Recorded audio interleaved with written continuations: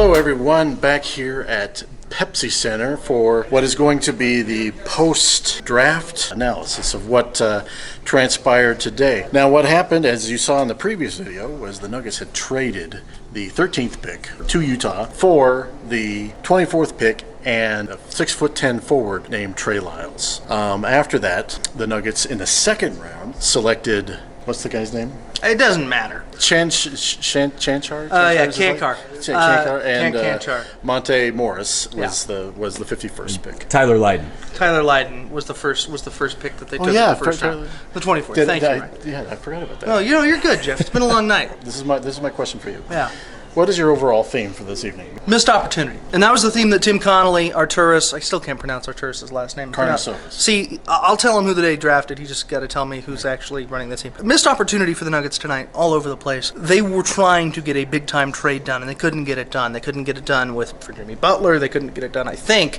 They were really close on an Eric Bledsoe deal. But I think that they were exceptionally close on getting something done. They wanted to get something done, and they couldn't pull it off. So they essentially punted. That's not the worst decision they could have made. It would have been better had they walked out of this draft with a big-name veteranship, but the last thing they needed was another young guy that they're going to have to put into their rotation. I think ultimately this draft, for what it is successful for the Nuggets, but there's going to be the big what-if question, Jeff, of how things look for them going forward, and did they miss out on a Jimmy Butler, maybe a Paul Millsap, or an Eric Bledsoe especially? Well, the interesting thing about this evening, quite frankly, is that the Nuggets really did attempt very aggressively to do two major trades. One of them was leaked out by Chris Haynes of ESPN, and it was the number 13 pick and Emmanuel Mudiay in exchange for Eric Bledsoe. The other one was something involving Jimmy Butler of the Chicago Bulls, who actually now of the Minnesota Timberwolves. And I believe that Tim Connolly came out, followed by Arturas Karnisovas. There was kind of a frustration, a feeling of frustration. Yeah, they were pissed. And I think that more than anything, their roster is too muddled. It's too confusing. And I think that, moreover, the theme of the evening is that. I asked Tim Connolly a very specific question. How did this draft relate to other drafts that you had?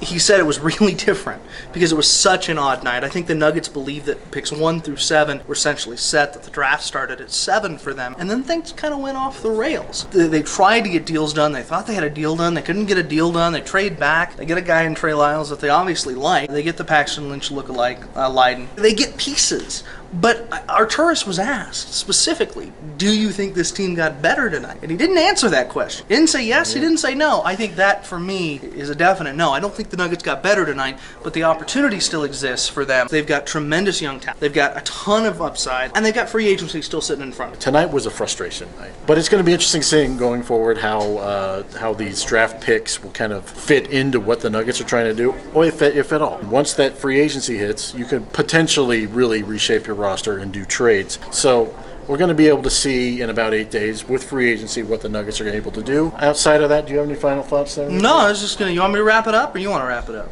Once again, thank you for all for watching this video. I'm Jeff Morton, and this is Jake Marsing for 5280 Sports Network and up on YouTube. The hell was that? I have no idea.